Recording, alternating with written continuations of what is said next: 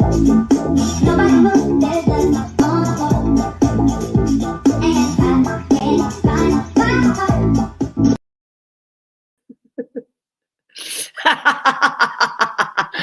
was not expecting that.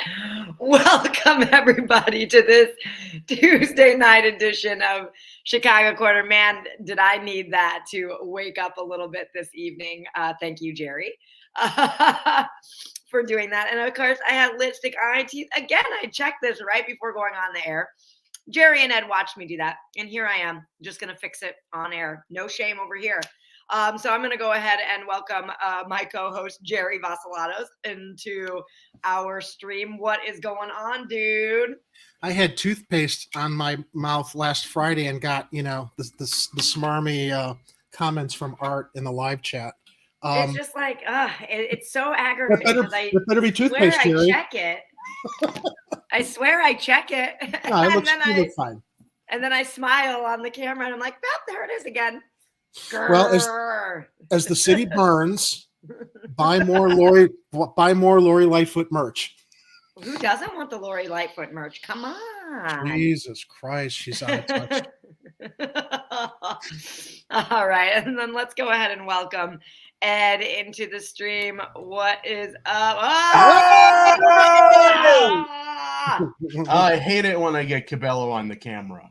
Damn it, Cabello. He's infiltrating everywhere, all of the time, nonstop. Hey, Ed. I'm just... You son of a bitch. Welcome to the party, pal. I'm just kidding. It's delightful when Mr. Cabello is on the camera. Of course it is. Of course it is. How you gents doing tonight? Pretty good. I'm feeling better than yesterday. I tweaked my back somehow. I don't know. I think maybe a spider must have come over and said, "Hey, let's bite him in this very spot he can't reach and cause all kinds of weird nerve damage." I'm like, God, I hope that ain't what it was. Yeah, that sucks. Well, my invitation always stands, Ed. If you ever wanna try out one of those movement classes that I do. Oh, I was hoping you would. I was hoping you'd help me hunt down the spiders. Oh, I can help. I'll help you hunt down the spiders too. That's what we do in that class, didn't I tell you? So anyway, we have a lot of stories to share tonight, and most of them are maddening because that's what we do here. Whoa, especially this first one. I saw it at the same time you did. Mm-hmm.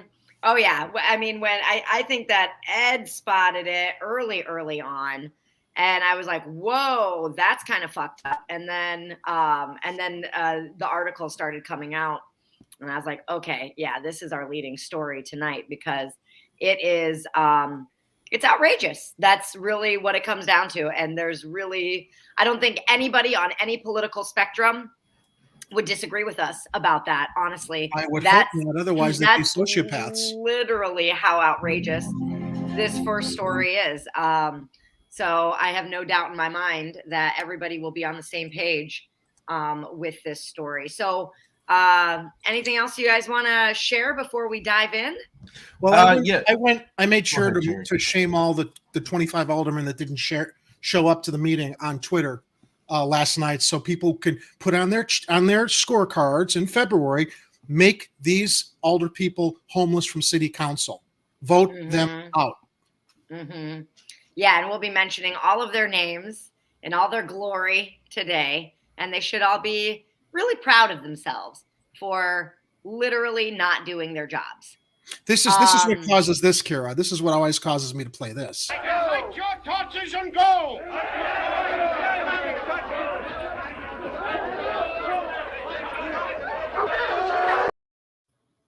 Send out the dogs and the torches and the pitchforks and hook up the guillotines to trailers to bring along with.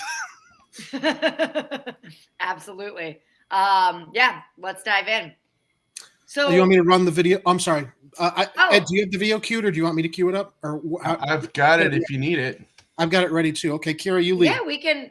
I was gonna say we can run the video because I actually don't know about the video, and then I can pick and choose what I share based on what I hear in this video. So yeah, the video's from yesterday, so there is a little bit of an update from yesterday, but pretty much this is the story. Fabulous. All right, let's run it from Chicago's very own WGN 9. A special Chicago City Council meeting had been called to discuss a tax plan to benefit the homeless. But supporters failed to get enough aldermen and women to even show up. WGN's Sean Lewis has more from City Hall.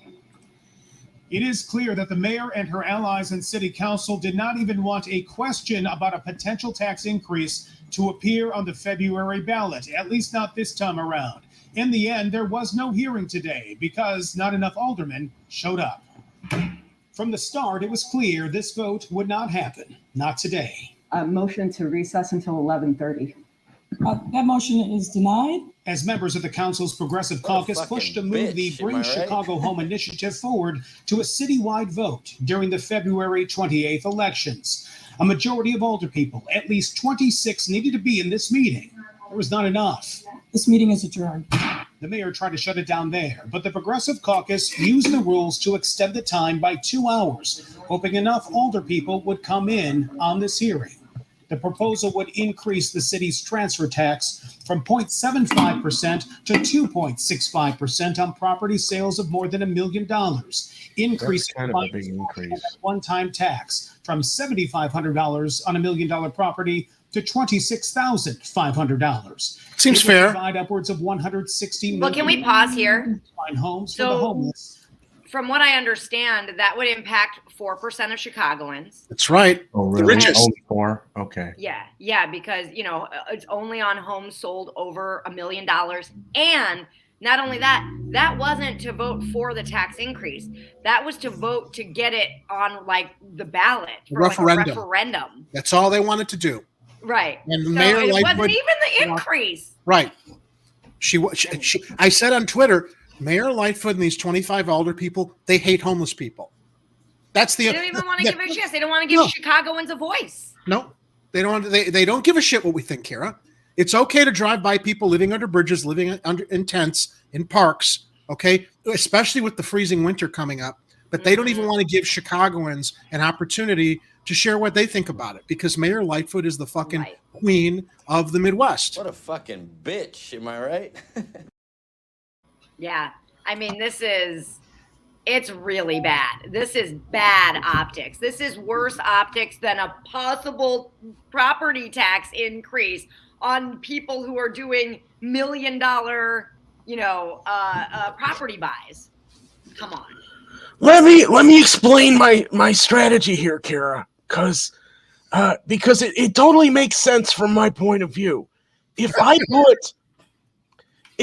put a ballot initiative on the same ballot where I'm trying to get reelected, it's going to make people actually show up to vote for it. And most of those people, they don't like me, Kira. That makes sense. Makes a lot of sense, Ed. There is a method to her madness, or it's not even madness. We clearly have to push this thing off until all of those people decide that they don't want to show up and vote. And then maybe we'll think about it next time when I get reelected. I'll maybe take 5 minutes out between the NASCAR thing and the next thing that you're probably not going to want. And the next thing I get to go up on stage for and have hundreds of thousands of people cheer for me. Get this woman off. Get this woman off the air right now. Get this Laura Lightfoot. She's not a progressive. Get her out. Get her out, Chicago. We got ghosts in the stream again. Mm-hmm. We don't quick play trigger fuck around fingers here, on the mice. Chicago corner. All right, let's keep going. All right, let me continue the video.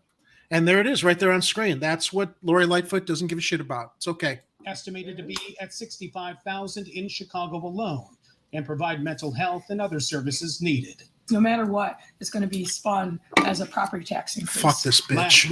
Listen to that. Listen to that. There it is. That's all she gives a shit about. Yes. Because of how it's going to make people maybe blame her for that increase instead of actually give shelter to the most vulnerable people in the city. That's all she gives a shit about, herself, covering her own political hide. We have tried and will continue to try to see if we can forge some kind What of. did Yoda say about trying? When that delayed session finally resumed. Do or do not. Do or do not. There is no try. 25 Sorry, Ed. people showed up. Yeah, Jerry's got a better Yoda. There would be no vote. I am profoundly disappointed. Even members of the Chicago Board of Health appointed by the mayor spoke out against today's political move.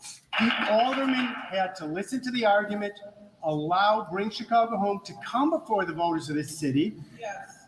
And let the voters decide. They didn't have to do anything more than that. Don't I matter? Those without a home, like Honey Harris, say not holding a hearing today spoke volumes. I've been good to the city.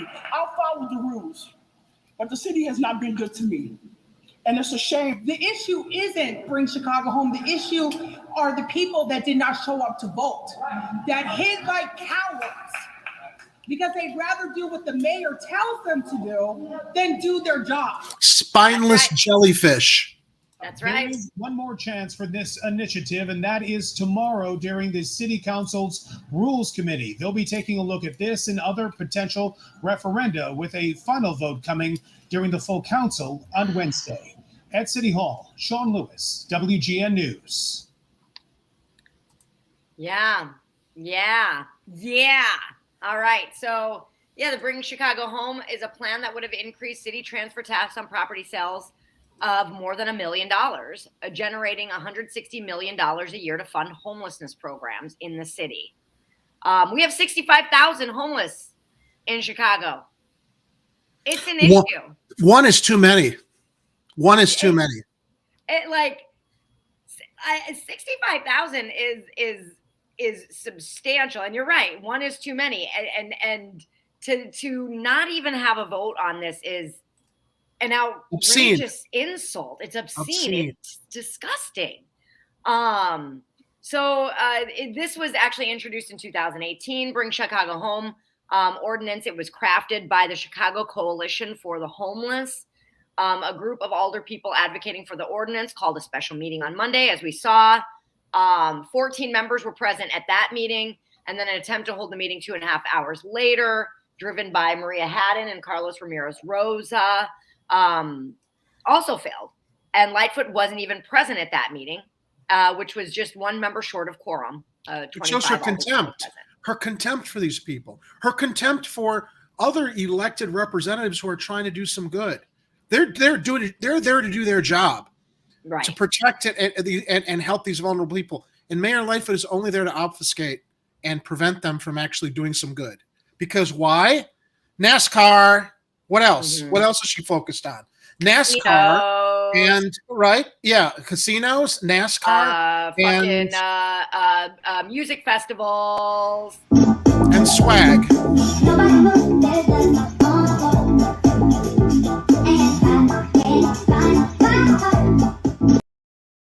I mean, and re-election. And she, for some reason, thinks that asking Chicago voters, hey, what if we increase taxes from 1% to 2.65% on people who are, buying houses $1 million or more? What do you think of that? Right? And I think that I want to hear what you have to say. Yeah. Yeah. And I think Arturo said, it would never pass. And I have the same thought. It would have never passed. Because I think we see things voted down that are totally sane in the world of taxation all of the time. Yeah. But still, put it up for a vote. I don't think anybody's getting riled up because they have an opportunity to vote on something. Go ahead. Well, let's examine this though. In the election last week, there was the referendum regarding the what was the union protections, right? Right. And the conservatives were trying to spin it into it's going to raise everybody's taxes. People came out and they voted to support it. They ignored the bullshit tax argument. So maybe people would come out and say, you know what? I'm really tired of seeing vulnerable people sleeping in tents and under bridges. I think we should help them. I think we should do something. All she's doing is taking away people's voice from sharing that. And I think that people that are doing well and won't be harmed by additional taxation can ante up a little bit more. 4% of the population of Chicago. it doesn't even impact that many people, and it impacts the most well-off among us. And they've also probably got the attorneys to like do as much as they can to avoid their fair share of taxation anyway. Well, of course, because the richer you are, the less you pay in taxes. That's how this country works right now. And this taxation would have been a step in the other direction, but we can't have that. Dear God, we cannot have that. Because they're poor, lazy people, Kira. They don't deserve to have roofs over their heads because they haven't worked hard enough for it.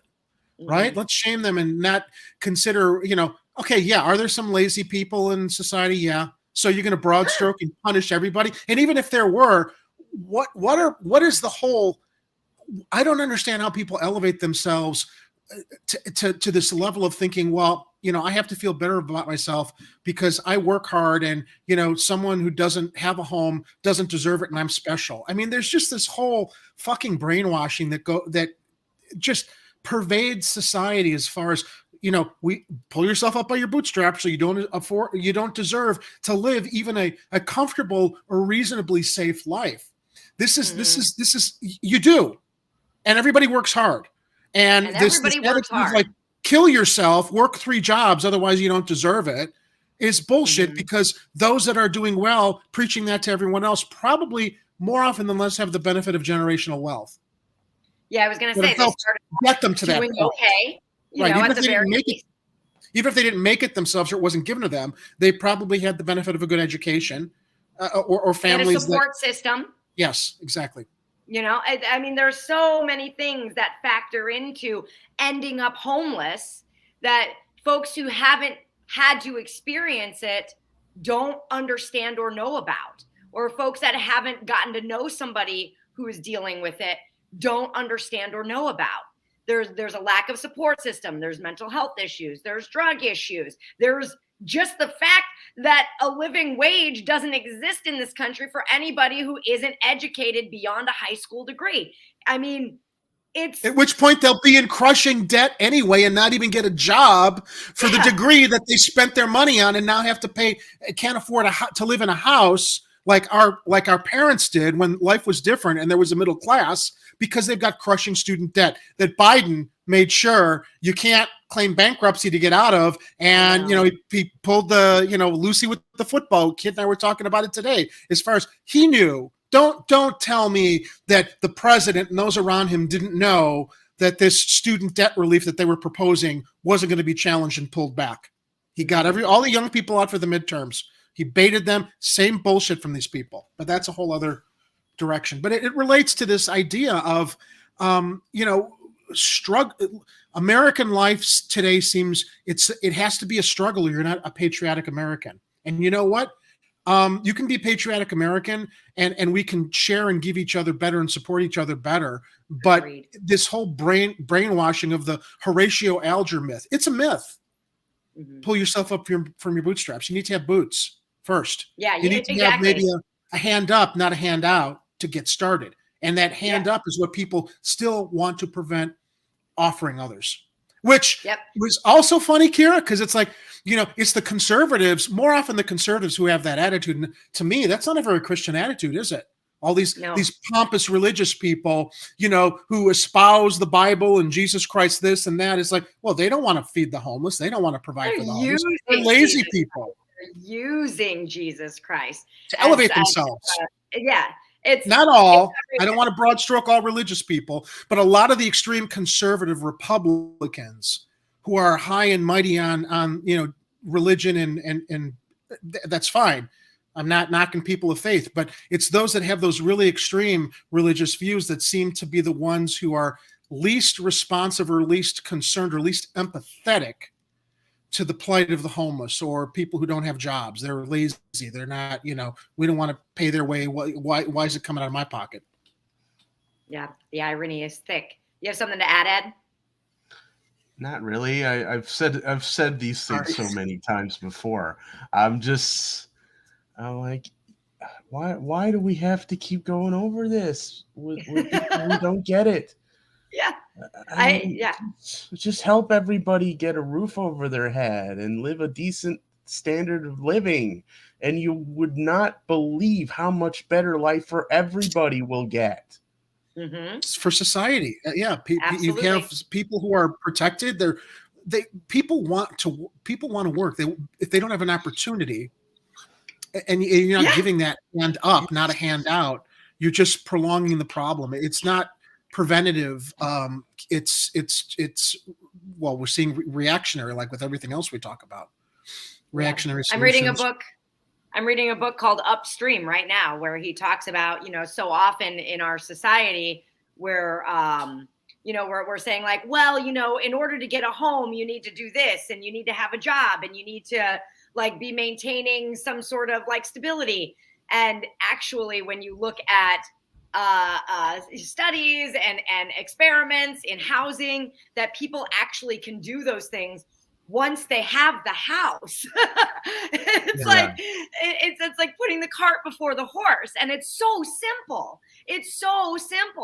And we don't want to see it because and Jerry, I don't know, like the only thing I can think of is to what you said is like, what, so that we can, those of us that have homes get to like feel better than other people? Because you know what? Because God chose us. We're special because we're the ones who have an easier life. And it does have to do with it shouldn't all just be we do have to like work for what we have, but to have and deny others who don't have the resources or the hand up that some of us have gotten is what I just think is so short-sighted and mindless, and just it's sociopathic because I didn't get here in a vacuum. That's for fucking sure. Yeah. Yeah. It's a lack of empathy for others. Yeah. All right. So let's go on. So the following scumbags, older people, were the ones who were absent at the meeting. They're Alderman Pat Dowell of the 3rd, Leslie Hairston of the 5th, Greg Mitchell of the 7th, Anthony Beal of the 9th, Nicole Lee of the 11th, and I remember she was actually put in by Lori Lightfoot. Of course. George Cardenas, 12th, Ed Burke, 14th, Derek Curtis, 18th, Matthew O'Shea, 19th, Howard Brookins Jr., 21st, Silvana Tabares, 23rd, Monique Scott, 24th, Chris Taliaferro, 29th, Ariel Riboiros, 30th, Felix Cardona Jr., 31st, Carrie Austin, 34th, Emma Mitz, 37th, Nick Spazzato, 38th, Samantha Nugent, 39th, Timmy Knudsen, 43rd. The new guy. I like the new guy, of course. The rich white guy. Yeah. I thought that was really funny. The rich white punk. Yeah, Bunny's cousin. Tom Tunney, 44th. Jim Gardiner, 45th. And that's James to be Krappelman, 46th. And of course, Krappelman, right. The social worker. The guy who has a social worker background. Yeah, social worker background, exactly. Very compassionate man. I'm sure he was great at his job. Kira and Ed, I'm going to jump out real quick. I'm having some browser issues. It's not responsive. So let me just get stuff. I'm not going to be of any use putting screens up and stuff unless I get my Google browser working. So let me step out. I'll be right back. No problem. All right. Okay. No problemo. We'll look at some commentary by some of the folks in our chat, including independentvoterparty.org. If we continue to elect politicians to make all of our political decisions for us, they will make decisions for their corporate and wealthy donors, not the citizens. So check out independentvoterparty.org to find more about how citizens can take back the power of basically decision making. Arturo says, nobody realizes the country is actually going through a recession and a depression, both economic and mentally.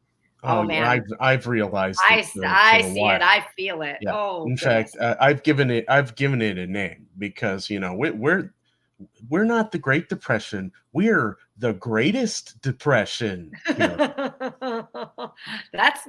good. That's really good, and that does that nice combining of both the mental decline of the mental health decline of our society and the economic decline of our society right now. Yeah, those people in the greatest generation had their Great Depression, but we have the greatest depression, Jerry. Yeah. Mm-hmm. That's what we're going through, and I think that's a really great name for it, Ed. We're trying to create a world in which the people who come after us think of us as monsters. Harlan Elliston? He's a sci-fi writer. Oh, okay. Who was a very liberal leftist sci-fi writer who was very humanist in a lot of his works. Yeah, he's right. That's a narrative that's drilled into people. This book that I'm reading, it's part of a book club, and we were having a discussion like, what do we think in 50 years people are going to be looking back on us and thinking like, what the fuck were you guys thinking? And the group that I was with, like, just so many things, and it's just like, wow, we're just like fucking ourselves left and right, and we know it, and we just keep doing it, and it shocks me, especially when I look back on prior decades, like the Roaring 20s, or even before that, or after that, the Great Depression, or before that, the Industrial Revolution, where there were, child labor and people couldn't afford to they'd have homes or feed their children, so they'd put their children to work. It's like it's the same dog. It's a worse dog eat dog attitude now, and this has a lot to do with it's a class war, and the higher class is basically pitting the rest of us against each other, while they get their bailouts, while they got all their deregulation, while, we've seen the biggest upward transfer of wealth to the 1% since the Gilded Age of the 1920s, before the first stock market crash and the following Great Depression. I mean, the only thing we're really missing right now is seeing bread lines in the streets, but the disparity is the same, if not worse. I mean, we're definitely seeing food lines, though. That we saw a lot of lines, that. Yeah, food lines. Maybe not for bread. People just waiting for a loaf of bread. But yeah, no, you're right. I'm absolutely wrong on that. You're right. We are seeing people in lines for food. Just not as much as the Great Depression yet. But I guess give us time, we'll get there. Yeah. Give us time, we'll get there. And then Arturo's got a question for you, Jerry. Do you suppose these alder people could be part of the Court of Owls from Batman? I don't know what that means, but the Court of Owls is an elite group of Gotham rich people who are actually, it's like the Illuminati of Gotham City. Like we talk about the Illuminati running the world. That's who the Court of Owls are in Gotham City. And to that, I say, Art, if it is the Court of Owls here in Chicago, well, here I am. Let's fight them together. Could that be people who often travel to the City Club? Could that be what it is? Hey, I have no problem with making money and people, who've worked hard and earned it. I'm not anti-rich, but it's just the whole attitude of disparagement against those that don't have those opportunities or the chances in life, that others have had, that you can't cast them aside. You just can't. And it also feels like a lot of times the city's priorities are business and entrepreneurial related, rather than just trying to make sure that people have the human services that they need. Art brings up a good point we've talked about before: all the vacant buildings across the city. Yeah, we've mentioned this several times on the show. I mean, and giving a tax break would be great incentive. People respond to incentives, right? And so we can incentivize things in a way that make people want to say, hey, let's open up this thing that's not getting used. She doesn't want to. She doesn't care. And yes, Gene, I do know who Harlan Ellison was, specifically because he wrote the Star Trek episode City on the Edge of Forever, as Art mentions. Oh, yeah. I was pretty impressed, Jerry, I will say. But you I'm say sabotage. I can't remember names of anybody. I can't even remember the name of either of the authors of the books I'm reading right now. That's the one I don't remember names. That's the episode with Edith Keeler, right? Where they were thrown back in time, and Captain Kirk had to let this woman die during the Great Depression. Yeah, that was fell in love with. No, it wasn't. It was a one-parter. No, it wasn't. It was a one-parter. But what's the storyline? Go on. The storyline is Captain Kirk and Spock have to go back in time to rescue Dr. McCoy, who's gotten this virus that makes him crazy, and they end up in the 1930s and looking for Dr. McCoy. During the Great Depression, Kirk meets this Edith Keeler, who's a social worker, and she has a food kitchen, and she's this wonderful, lovely woman who's got great ideas for the future. And Kirk's talking to Spock. He's falling in love with her, and it so turns out that they do some research on who she is, and if I'm remembering it correctly, her life is threatened, and Kirk wants to save her, and Spock says, "You can't save her because if you do, it's going to change the future."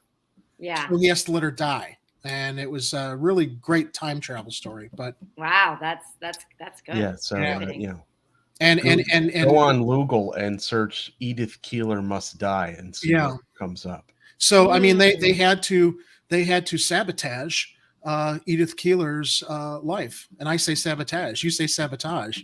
That's another Captain Kirk joke. Oh, okay. Yeah, I don't know any of these. I'll send you a funny clip. And Batman, Star Trek, or otherwise. Fine. We're just the nerds here. If we start slinging like Lord of the Ring jokes, I can get in on that. Oh, okay. They take too long. They take several movies to complete those jokes. Several volumes. Only the ends take that long. Come on. All right. So Lightfoot initially, you guys are going to be shocked by this, supported the transfer tax hike and even pushed for the plan at the state level in 2020, but has since opposed the effort. Shocker. Was that when that was when she was running, right? Yes, that's right. Like everything else she proposed, she wanted to do, and then she got in, and it's fuck all of you now. I'm the boss. I've got the biggest dick in Chicago.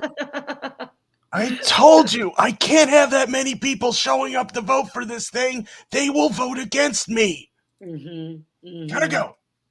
So the recovery plan in this upcoming budget includes $116 million for homeless support services, and the mayor only spent $18.7 million in such services last year. So a lot of that money, if I'm not mistaken, is also coming from some of the COVID relief funding as well. So it's really just a one-time situation. So this transfer tax hike would have been an opportunity for an ongoing, stream of income to help the homelessness over the next 10 years. With the special city council meeting, proponents of the ordinance were looking to drum up enough support to place it on a referendum, like we said, for the voters to approve. And so, there are all kinds of, in the article that we posted and all over social media, you can see some of the very disappointed quotes from the several alder people who were there for the vote and who did want to have a conversation about it and actually have a vote on it. But alas, that was not. And I mean, and Laspada was saying in some of his quotes that there were literally members right outside in the hallway. And then when it was time to move on, they came into the chambers. So I'm reading from the other article that's linked in the show notes from MSN, and asked about the proposal last week, Lightfoot dismissed it in its current form as a viable solution to homelessness. The devil is obviously in the details, Lightfoot told reporters after her 2023 budget plan passed. I'll reread the proposal language, but I do have some concerns. There are serious challenges with the proposal as currently written. Now, what I read in that, the devil is obviously in the details. She's the one who's in the details. She's the one who's mucking up and fucking up the details to make sure this doesn't happen, because you know what? She's the fucking devil.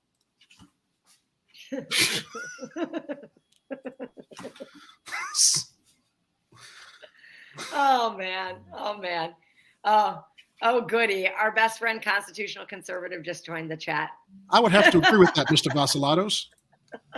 Oh yeah, that is and actually he posted some breaking news that just happened today. Oh, awesome. Oh, that's going to be fun to watch. It's going to be fun to watch the Blue MAGA's hair light on fire. God, I can't wait to watch the Republicans shred each other. Yeah, it's going to be so good. That too. Yes. Yeah, well, we knew this was going to happen. Kit has been telling us for months. Yeah, he's like, there's no way he's not running again. What's interesting though is how the he's fractured the Republican Party. Yeah. Most of them don't want him because they realize he's poison, and they've basically circled around DeSantis because, as evil as he is, and I think he's a piece of shit too, he gives a nicer face to that. He gives the veneer of being of decency where Donald Trump didn't have it. Veneer, exactly. Yeah, and it's gonna be such an awesome bloodbath to watch. I love it. I love every. It's gonna be like a moment of Mud it. Queen show. I want to swim in it. Yeah. Yeah, Yes. but the Mud Queen show is more honest though. That's true. It is more. And it will be fun to watch. Yes! Oh, Arturo's got what is it when you're a prediction? Trump is going to drop out. Something will happen scandal-wise. What could happen scandal-wise? I mean, after all of this shit that's come out already. The fucker is Teflon. I mean, he said it himself. How? He can go shoot somebody in the street and get away with it. But as he was being for real. Yeah. Well, as far as art goes. I am Criswell. I know all. Maybe Art knows something we don't. Maybe. And look, if you're expecting anyone running on either Money Red or Money Blue in either of the duopoly parties to help you take back America, you're deluding yourself. Yeah, that's hilarious too. They're not working for us. No, she wouldn't. I've evolved on that thought with my respect for her. Yeah, absolutely. Ugh, she's throwing dog meat out because she wants to position herself for that. Yeah, it's all influence. Ed, you make the most devastating point. It's like if you're depending on red or blue to save us, you're living in another dimension and another planet, because that's not happening, my friends. So once again, I'm a shameless plug for the Volcano Party. Yes. Volcanoparty.org. Go ahead and look at the platforms. There's an events page. Volcanic events. Get it? Volcanic events. Hoptocopter's got a good point. Hilarious. Yes. Truth. Yeah. I'd wager that Lori would support housing the homeless if Sterling Bay was going to get some loot contracts. To funnel the kickbacks to her. Oh, my goodness. Hilarious. All right. Let's Doubtful. move on. Yeah, that's not going to happen. Let's move on to the next story. So 3,600 migrants have arrived from Texas since August, and there is still absolutely no plan by the city to take care of them. We're a sanctuary city too. What a shock. No plan. No plan. Oh, they have a plan, Kira. They just haven't implemented it yet. The plan is in Hammond, Indiana, where they're going to start shipping them to fly them out of the area is what's going to happen. Yeah, or maybe East Chicago, where BP's got their shit set up there, and so they can all have a 7-year shorter lifespan.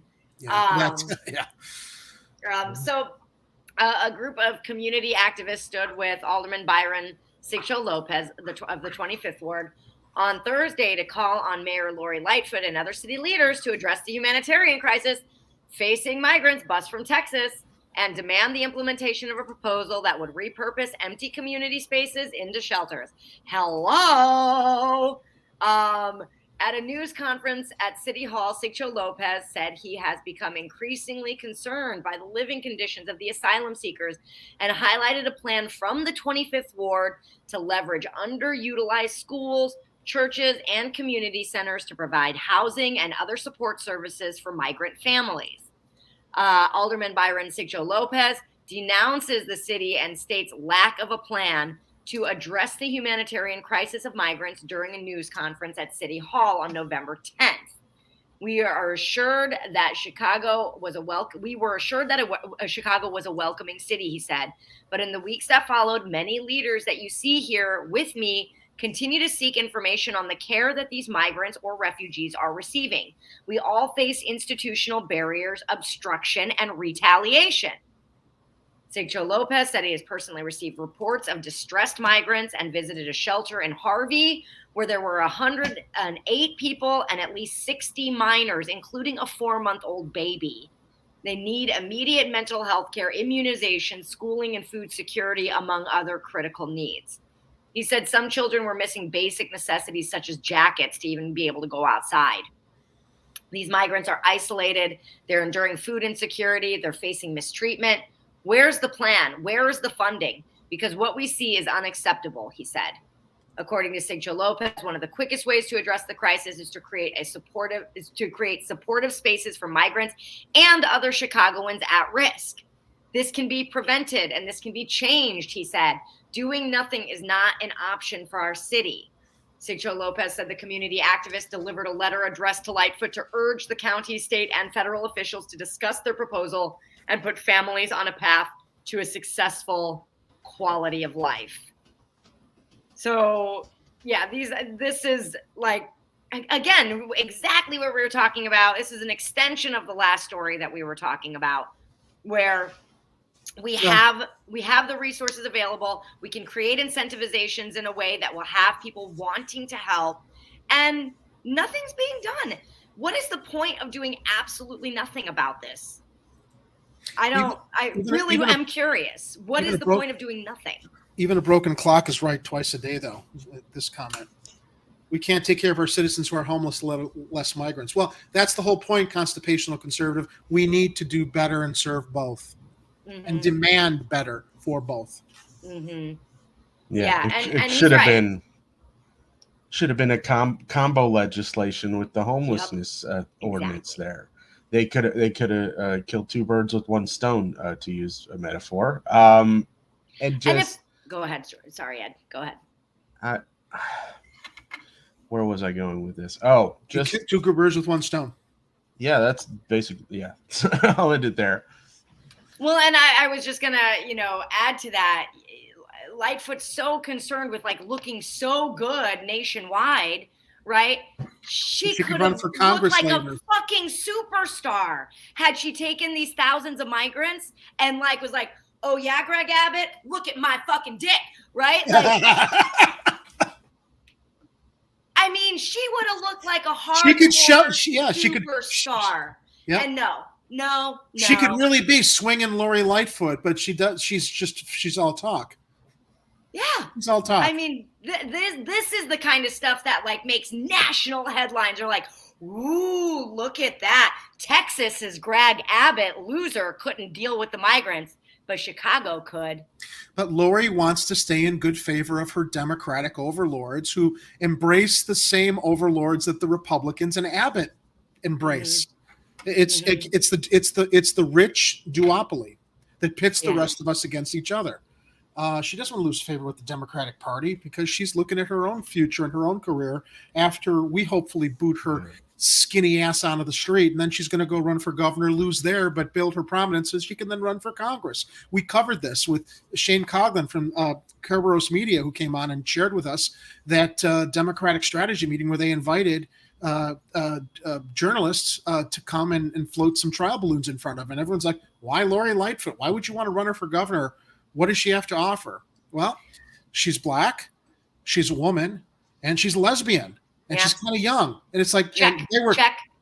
They were flummoxed. That's why you want to run her? Yeah, because it's an identity. Everything's identity politics now. No issues, all identity to pander. Yeah, and unfortunately, doing things that are heroic like this, while it would gain you incredible momentum as far as looking like a literal hero, that's not what wins elections. I guess, well, because elections are won with money, and you're never going to get the money to win an election from those rich people who don't want to see lower class or poor people have any kind of opportunity. I mean, it is a class war. It's like our politicians are not serving us. They're serving their corporate Wall Street taskmasters who don't want this stuff to happen. So while you're absolutely right, any of these elected representatives or politicians would be heroes. If they actually did something heroic, it means, guess what? Gravy train's over with. You're not going to get any money to run. And, you better look through your Rolodex for whatever jobs you might be able to salvage after you're out of office. Because unless you do what we tell you to do, we're not going to give you the millions of dollars you need to run a campaign and buy ads and do commercials and get your name and face out there to make sure you stay there so you can do our bidding on both sides. Right. Yeah, it's really unfortunate that the incentives are all misplaced. So faith leaders such as Judy Vasquez of St. Adalbert Church's Rosary Group called on the Archdiocese of Chicago specifically to repurpose empty churches into shelters for migrants rather than turning them into luxury spaces for profit. The lifelong Pilsen resident said religious leaders must act with compassion. Delilah Martinez, the founder of the mural movement, I interviewed her. She's great. Oh, nice. She was on her the gallery. Can TV show. Oh, she was on Can TV? Nice. Yeah, it's on YouTube. Anybody who wants to see Delilah, she's got a great program there. I digress, but I'm glad to hear she's part of this. That's great. The people can learn more about her through our channel. Delilah Martinez, the founder of the mural movement, said her gallery was recently turned into an emergency shelter after 2 men were told they had to leave the Chicago emergency shelter where they were being held due to a misunderstanding. Martinez, along with other community members, has previously spoken about not all immigrants' needs being met. Martinez and Vasquez signed the letter delivered Thursday along with William Guerrero, a community organizer, and Juan Soto of the Pilsen Neighbors Municipal Council. So a whole coalition of folks. And it will likely fall on deaf ears if history is going to tell us anything. Thoughts before we move on?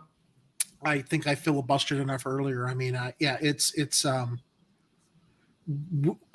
don't know. I mean, honestly, you two, I'm getting increasingly nihilistic about everything I do here. Because I want to, we don't want to bitch. We want to find solutions, but the problem is right in front of us. If you can't get money out of politics, which is what puts these horrible, horrible people in positions to run for office, because you know that they're just going to serve those who gave them the money to run to keep the status quo the same, short of a revolution. And I'm not kidding here. I'm not advocating for it, but short of something like that, polite discourse doesn't work anymore. I'm like getting totally real here as far as like how I've often been thinking about this is like grating on my mental health, the stuff we talk about every broadcast. And it's just like, it just seems insurmountable. And I'm not saying give up. I just don't, I'm overwhelmed with, we can talk about it. We can point at solutions, but unless we got the money, as you pointed out earlier, Kira, any politician could be a hero doing what that we need to do for the homeless, or on a national level, giving everybody Medicare for all, right? All these other things we talk about on a national level. They're never going to do it because they're people with a lot of money that own all our asses, as well as our bought and paid for politicians. I don't know anymore. I don't want to be defeatist, but I'm just like, whoa, it's just, I don't know. Yeah, no, you're right, Jerry. I've been doing organizing since 2009 and activist since 2003. And nothing has shifted. Nothing has changed. Even with the internet becoming what it is, it's educated more people and made more people informed. It's mobilized more people faster. And that would be the only thing I would say has changed is that there are more people in independent media pushing back on the narrative. Yeah. Mm-hmm. But even they're getting deplatformed or censored or canceled, and then there's also, your small handful of legitimate nut jobs that make it bad for the rest of us because they are out there spreading hate or misinformation that is actually damaging and predatory on other people. Mm-hmm. Yeah. The Alex Joneses. I agree with constitutional conservatives. So does that mean, sir, that you will not be voting Republican? You're gonna vote for Trump again? Right. Really? Okay. I mean, you're talking about yourself there, brother. Okay, onward. So let's talk about some of the tweaks that are coming up or possible tweaks to the Safety Act coming up, which is the Pretrial Fairness Act, which we got a lot of misinformation about during this last election season. Yeah. So the law known as the Safety Act generated extreme heat during the just completed election, as Republicans painted it as a measure that would let violent criminals out on the street with no consideration of their level of danger to the community. Illinois lawmakers this week head into their final session of the year with an agenda that could include tweaks to key provisions of a controversial criminal justice law. Pritzker said a priority of the session that begins Tuesday will be to clarify the discretion that judges will have to detain defendants who pose a risk under the cashless bail system. The criminal justice reform bill signed into law by Pritzker in early 2021 was aimed at improving police accountability and creating a more equitable criminal justice system. Many of its provisions, such as requiring police officers to wear body cams by 2025, are not particularly controversial. But doing away with cash bail, which is largely aimed at assuring defendants, including those without means, aren't kept behind bars simply because they can't afford a modest bail amount, has proved to be a flashpoint.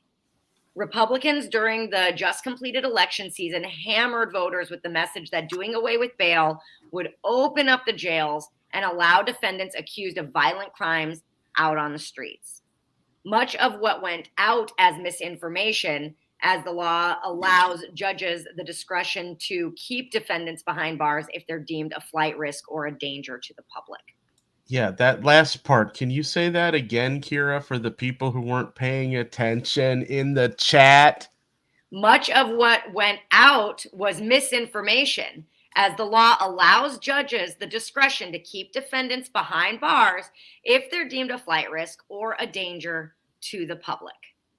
Yeah. And that's as reported by the Chicago Tribune. So in other words, if they get rid of cash bail, it doesn't mean that everybody who's accused of something instantly goes free and gets to run away and not be accountable for whatever they're being charged with. Who said that? People are assuming that that's what it is. Yeah, absolutely. People are passing the false narrative so that they can,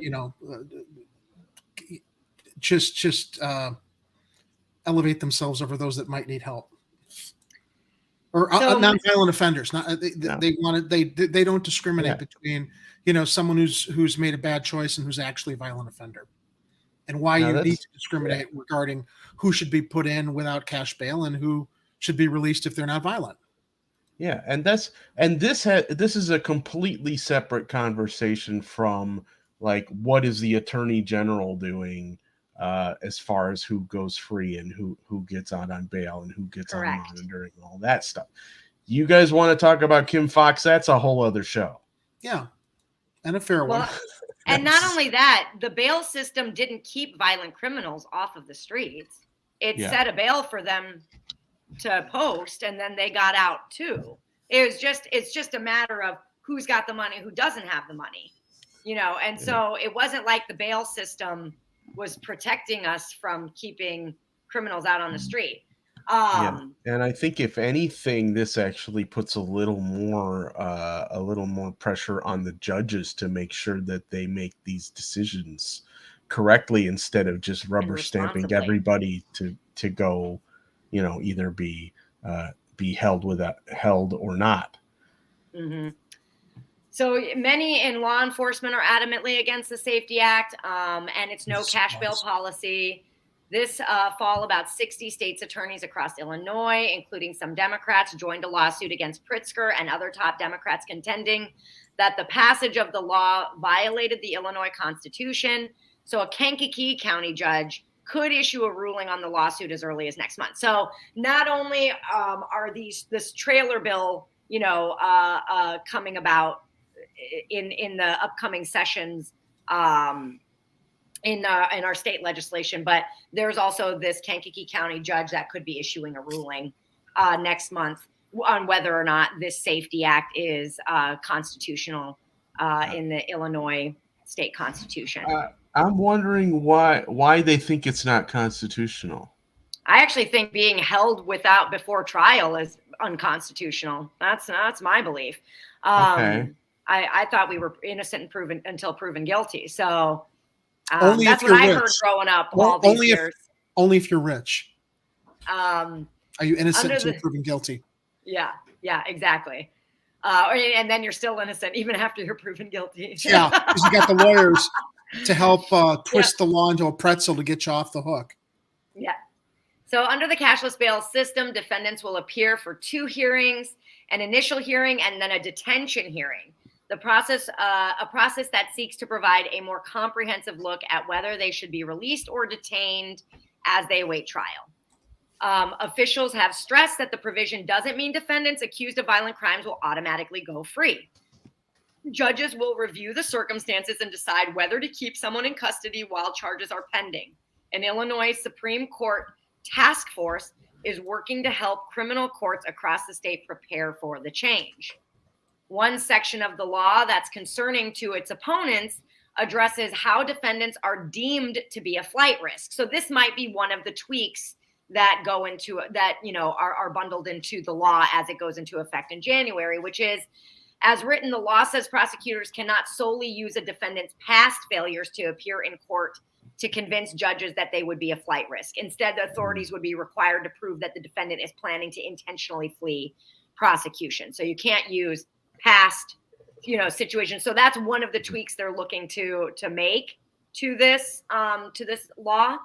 Also, a concern by the law's opponents is a measure that requires police officers to issue tickets instead of making arrests for certain misdemeanors if the suspect poses no threat to the community. The misdemeanors include trespassing, leading to fears fanned by opponents of the law that it would be impossible to get a stranger off of private property. And then, it would be left in the hands of private citizens to, get people off their private property, because in those cases, police officers wouldn't be able to arrest somebody who was trespassing. People familiar with discussions about the changes said the law could be clarified to ensure that police have the option to make arrests in those situations. And so those are some of the tweaks that are being talked about, beyond some of the more basically the tweaks that would roll back the entire Pretrial Fairness Act and actually make it worse for people who are awaiting trial, to possibly be held for no real reason other than, just that the judge felt like it that day. In the months leading to Tuesday's election, the no bail provision became the major point of controversy, leading to an unprecedented amount of pushback for the bill, said Gary Gatewood, the director of an advocacy group for people who've been incarcerated called Illinois Justice Project. The timing of it comes as no surprise. This is what we kind of expected, obviously not to this level, said Gatewood, who is taking part in discussions with state legislators about potential changes to the law. But it's given us an opportunity to push back on misinformation. Democratic State Senator Scott Bennett of Champaign, a former prosecutor, has pushed for changes to the law that would include allowing past failures to show up for court alone to be used as convincing evidence to keep defendants locked up. Which, I mean, I don't know. How do you guys feel about that provision? Saying like, well, in the past, you didn't make your court date, so this time around, we're going to hold you, even if you're not necessarily, we don't really think that you're a danger, but your past behavior would say that we can't trust you to show up.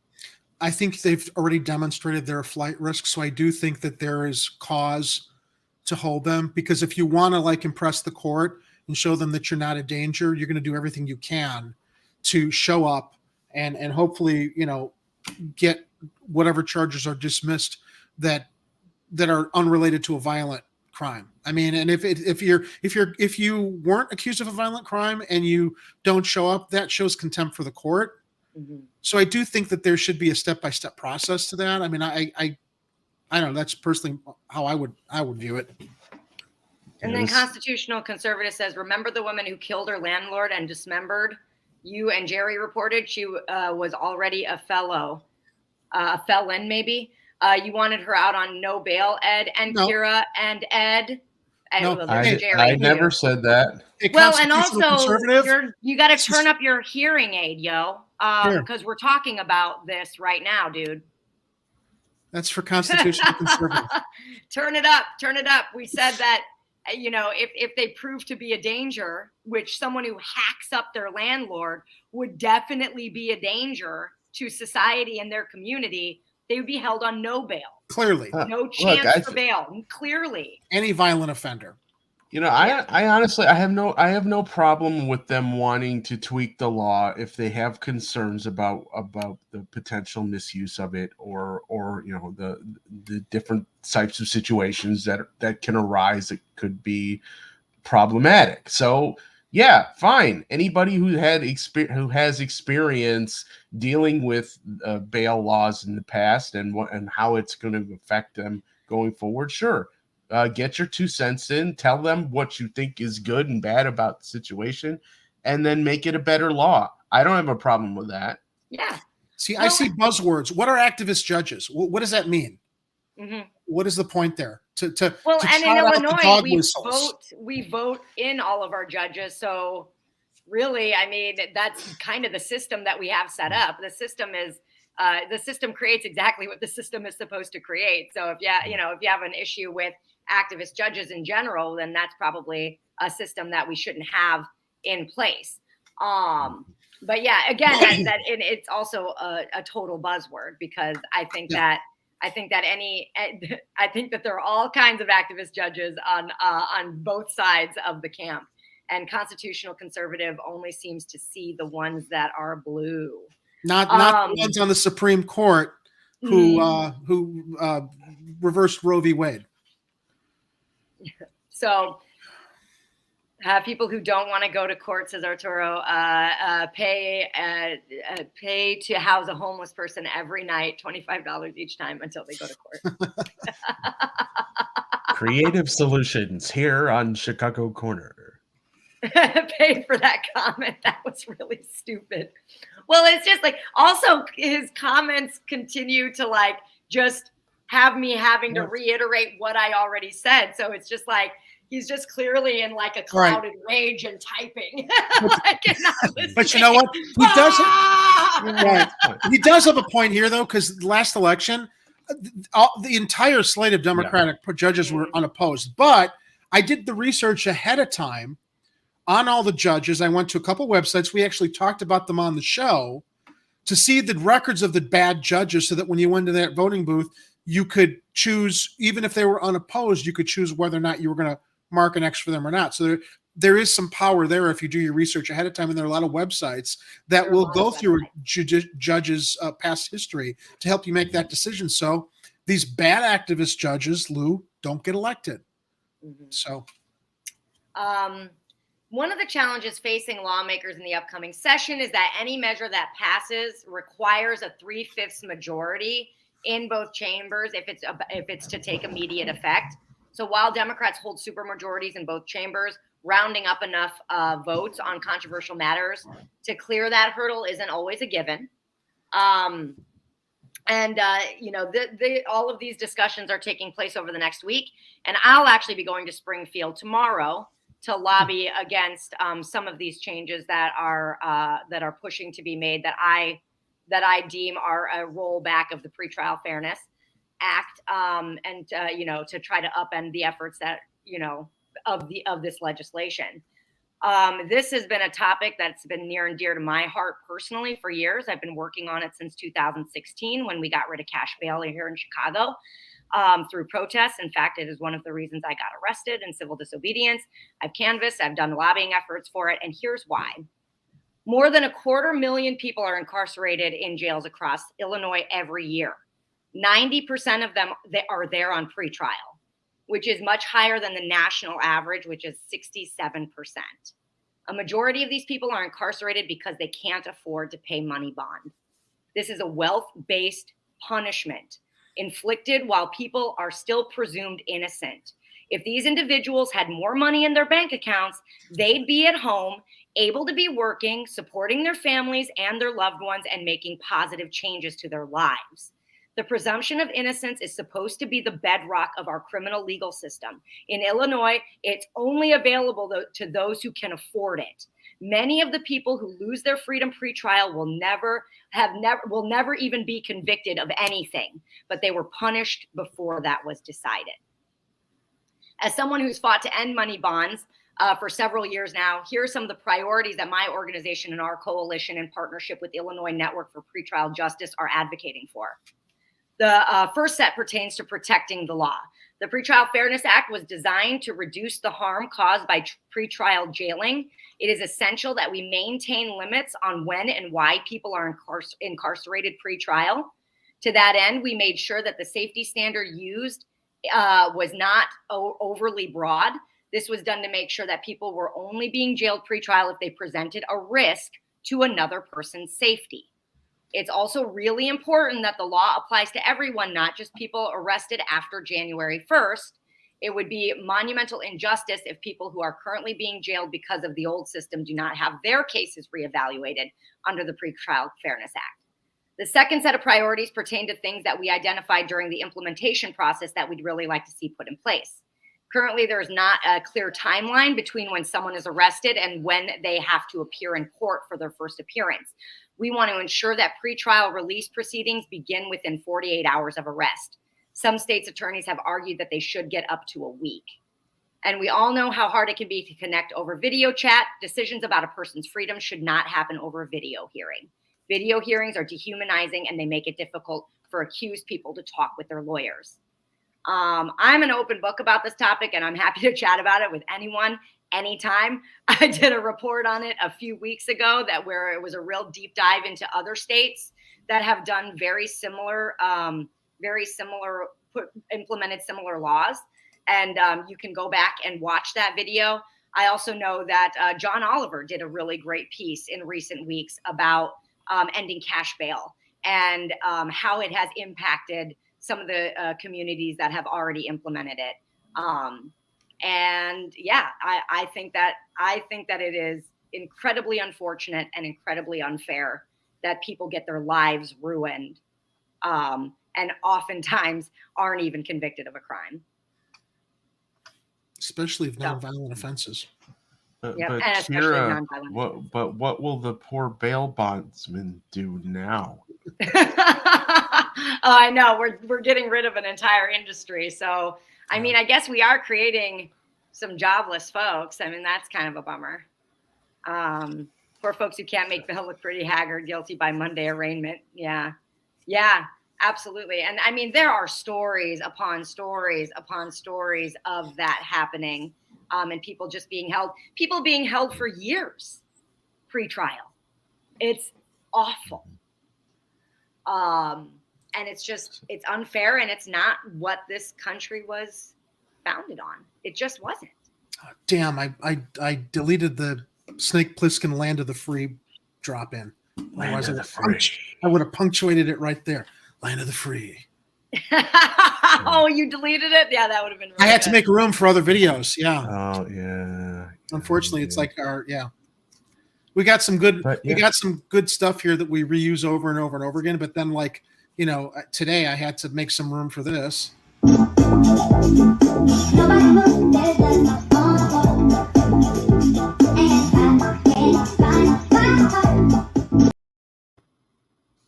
That face is so freaky. Oh, wow. But you know what's funny, Kira? When I was applying it, I was like, wait, is the filter applied yet or not? Got those bug eyes. Oh, I kind of look like her when I do that. No, you do. There you go. Yeah, but I am seriously, I'm concerned about the bail bondsmen. We need to make sure that they all land on their feet once that goes away. So, Kathy Power says, there you go. They'll become bounty hunters. Okay, yeah. I mean, that's an option. We also know that the CTA is really hurting for bus drivers right now. That's true. So get in on the ground floor on that one. I mean, I don't know how well they're paying, but I think it's a pretty decent wage considering all the other jobs. I actually think it's a pretty decent wage. Yeah. There's a little time in just training to get up to speed on driving a bus and dealing with passengers and stuff, but it's a good job. Yeah, and I think it probably has benefits. More buses and trains. And now they'll all have they have the right to unionize now too, right? The constitutional right. So there you go. Plenty of jobs. Yeah, I guess.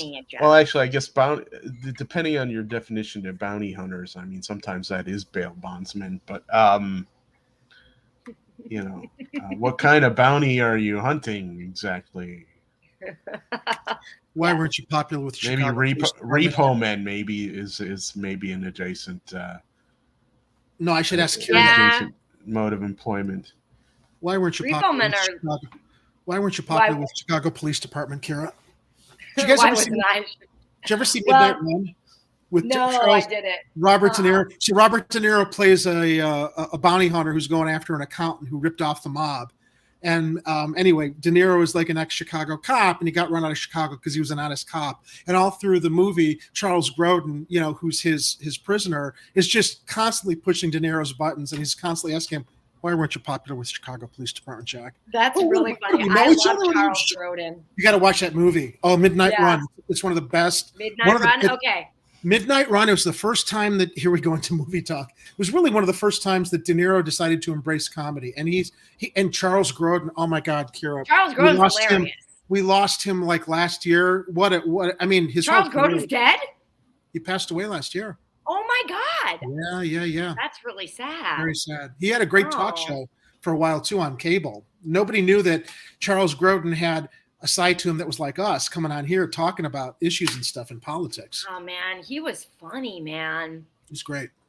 Oh, that's a bummer. I loved his dry sense of humor. Yeah, totally. Oh yeah, Opticopter just said Grodin, best deadpan. Well, watch that movie and you'll understand the question. Why weren't you popular with Chicago Police Department? Oh, I remember. Okay, Charles Grodin had this scene in a movie called "So I Married an Axe Murderer."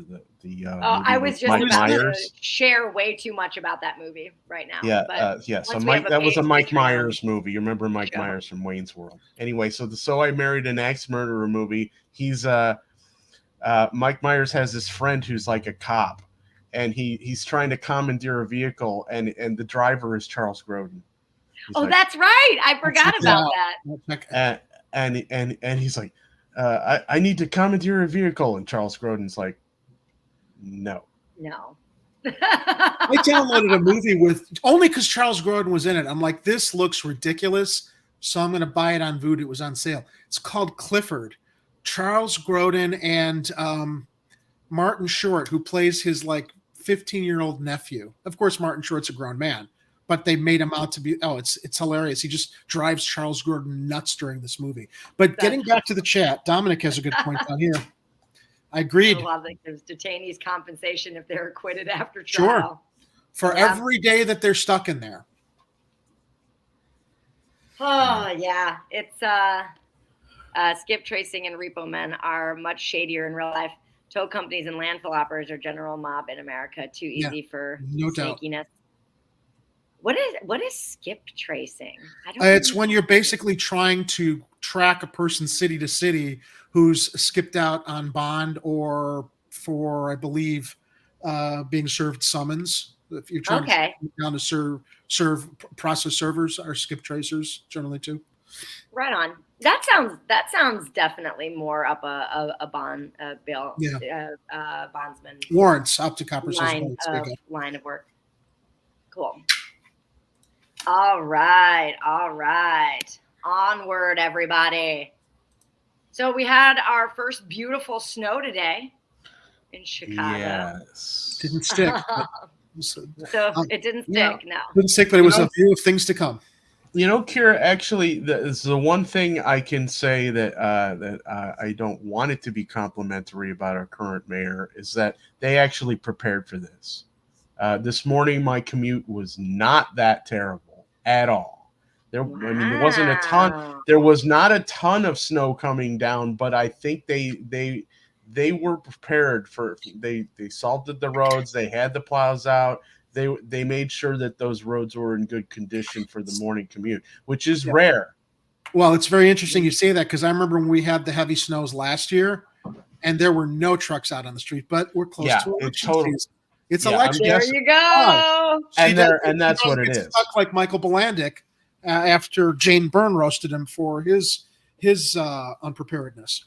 Yeah, because I mean, we some of you have watched this for a while know that we had stories about where all the plows are, and who's getting plowed and who isn't, and who's plowed. That's what she said. Yes. You can count on me and Jerry. So we know that certain aldermen were getting favors to get their wards snow plowed first, and Broker King. And some wards were just not getting plowed at all. And they even had the plow trackers, which will be interesting to see if the snow comes back, to see if they still have those. You know how that feels? Online. I've been getting plowed all my life. All right. TMI. Enough talking about getting plowed. Okay. All right. I need to commandeer a vehicle. No.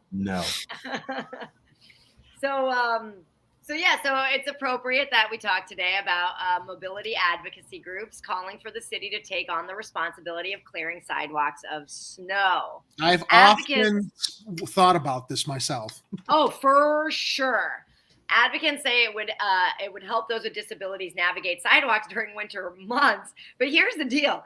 I've navigated the sidewalks of Chicago in the winter, and it's nearly impossible for a young, fit person like me to do it. Sure it is. So that's dangerous. The dangerous. Understatement of the year to say it would help those with disabilities. But they make money off the fines. That's why it's like you're responsible for your sidewalk, and if you don't do it, you're going to get fined. And, there are instances where senior citizens can't get outside and shovel their walks and do the things that the city expects them to quickly. Or people are out of town. People leave town for the winter.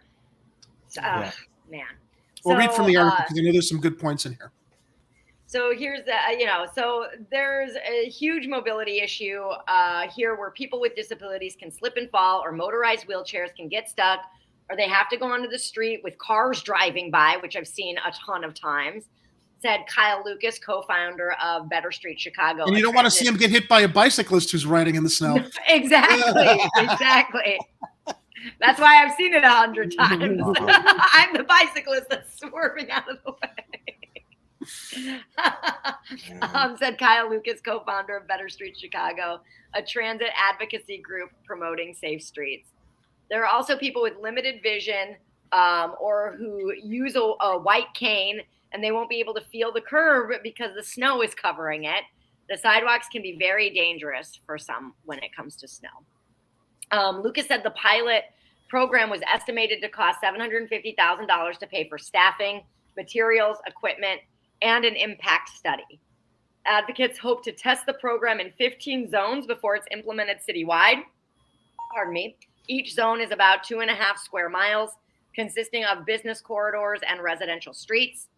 Property owners are responsible for removing snow and ice from any public sidewalks near their property, and those right now who don't shovel their sidewalks can face fines of $50 to $500. $500. $500, man, for not shoveling your sidewalk. Alderman Gilbert Villegas of the 36th Ward said that Chicago is a world-class city, and there isn't a reason why sidewalk snow removal couldn't be implemented here. Just looking at the data, there are over 330,000 seniors in Chicago, 170,000 people with mobility issues, and 70,000 residents with blindness, Villegas said. This feels like something we should at least try, given the fact other municipalities are already providing this service. Villegas said that he was working with his team and advocacy groups to develop an ordinance that he plans to introduce this month. It will serve as a litmus test for the program, for which he is sure to find allies on the city council. Yep. So I really hope this goes into effect because I've had many issues with sidewalks that are not shoveled, and I work in the fitness industry, and so I have had hundreds and hundreds of clients over the years, and I would say a solid percentage of those clients at some point slip and fall and hurt themselves on the sidewalk because of ice and because of an non-shoveled sidewalk. Yeah, that's not fun. I did that once. You like what do they call it, black ice, where you basically you don't see it. You're just walking on the sidewalk and whoop. Yep. Right on your back, and that's never a fun time. And that'll mess up your life. I mean, once your body is messed up, man, that really starts to impact your quality of life. And one little slip and fall like that will do it, you know. And I've done it. Well, on rain, you know, but not snow. But yeah, you're absolutely a rotator cuff tear I had. I have to say, you know, as mobility challenges I try not to be, one of the few things I can do and I do enjoy doing is pulling out the snowblower and doing the front sidewalk when it snows. I usually do it really late at night. I mean, I can't shovel because of my balance, but I can push that snowblower and invariably I'm 4 buildings in from the main street, Devon, and it's a thoroughfare where people are coming back and forth from the grocery store. And I know that there are a lot of seniors who live on the street who can't get out. I'm just like, I got the fucking snowblower. I just go all the way to the alley so that people can like at least get to my where my building is and know that it's like I got some exercise, and they will, but not everybody's able to do that. So that's why I've thought about this often. I'm just like, I'm lucky I can still put on my artificial limb and go use the snowblower as opposed to shoveling, which would be even better for exercise. But a lot of people can't do that. And yes, Ed Burke always, that's where I was talking about Burger King. Ed Burke always had his street plowed first. Yeah, I was going to highlight that too, because that's really funny. And Kathy Powers reminds us, and the bus stops. Yeah. Oh, yes. that should be absolutely. And the alleys. And the alleys. And the alleys. Jesus Christ. Yes. Which, I mean, people can't get out of the alleys so that they can get to the side streets that you're still waiting to plow, so that they can get to the main streets that you use, that you passed by once and knocked all the snow back onto the side streets. Exactly. And the constitutional conservative Kira and her damn winter cycling. I know. I'm actually going to bike tomorrow morning, and I'm like, please don't snow so much. Please don't snow so much. There's no snow on the ground and no accumulated ice. Yeah. It's like bicycling in the rain. But it's the bikers who are like bicycling on layers of ice that I'm just like, you're asking for a disaster. And I know, you might not have a car, but there are buses and there are trains that are going to keep you safer. Yeah, I generally don't bike when there's actually like piles of snow. The street is still pretty clean right now, and I'm only biking a half a mile. I just don't want to drive to where I'm going, and I don't want to walk to where I'm going. I want to get there fast, and I don't want to take the car. and I'm still wondering how, with all the new like concrete bike lanes and all of that new infrastructure in there, how is that going to interfere with snow removal when we really get a lot of snow here? It's going to make it worse. It's going to have pile up. I mean, if they're not going to remove that snow from those the concrete barriers, how are they going to get in between the barriers to like plow the bike lanes? Nobody cares. The city doesn't care about bikers that much. Come on. Or are they going to have to come up with them to like congest streets, but not to the point of safety during the snow. Are they going to have to come up with some new type of snow removal machinery that like a combination snow plow, street sweeper type thing? Yeah. It'll be interesting to see how that goes. I'm just guessing they'll bury the bike lanes because honestly, a lot of people don't bike in the dead middle of winter, and bikers can use the streets.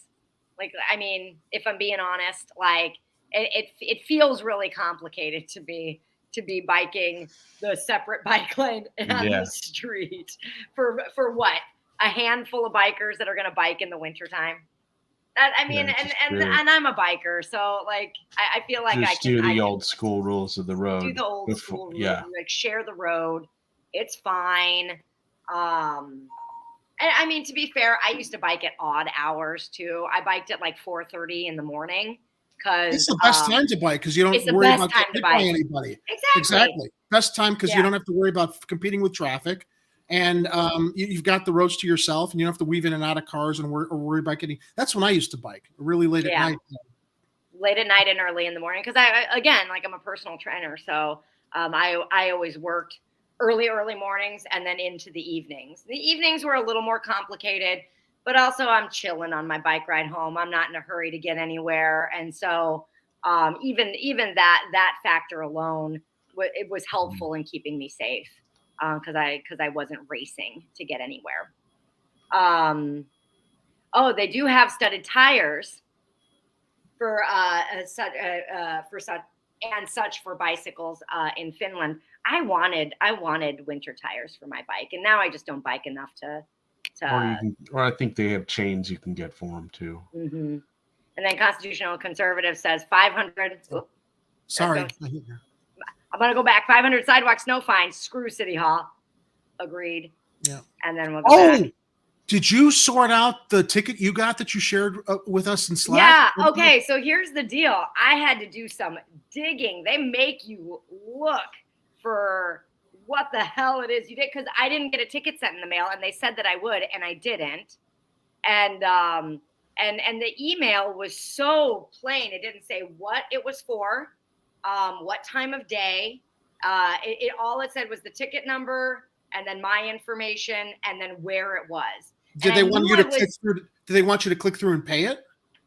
Yeah, they wanted me to click through. So that wasn't a ticket then. You were probably getting scammed by somebody who wasn't with the city of Chicago, or were they? I went to first of all, I called the phone number that was on there because it's like, for questions about this, call this number, and then it was just like to request hearings or to set up a payment plan by phone, and I was like, no, I want to know what this ticket is for, and I went back to the email like 3 times because I only have a limited period of time to be like fucking around with this shit, right?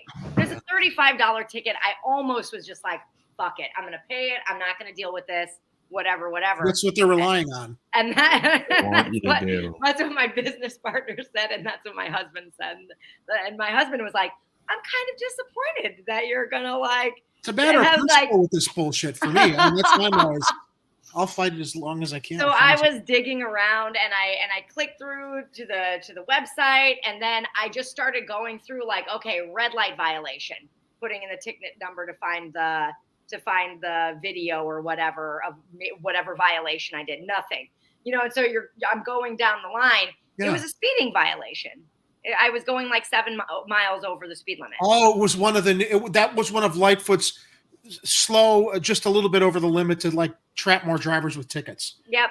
So What it was a $35 ticket. Okay. I had requested a hearing already. Okay, hold on. Here, who had 8:59 p.m. in the sex bot poll? I blocked her. He or she or it. But yeah, I did see a picture. It was one of those, those where she lowered the threshold. Yeah. At 37 miles an hour down Ogden, which is a 30 mile an hour. And you don't even realize you're going that fast. That's and again, that's what they're depending on. Or I don't even know what the speed limit is. Speed trap. So yeah. So I just paid it. I was like, fuck it. I'm not gonna deal with this. But at least I found out. But it's like they make you like work for it. And it's just like, who's got time for this? Listen to me. I'm like a bored housewife, which is not true at all. You're a busy housewife, and you've got a daughter. You've got a lot of stuff to do. I got two businesses, this, and then also some shit for 99 Perspectives. I'm busy.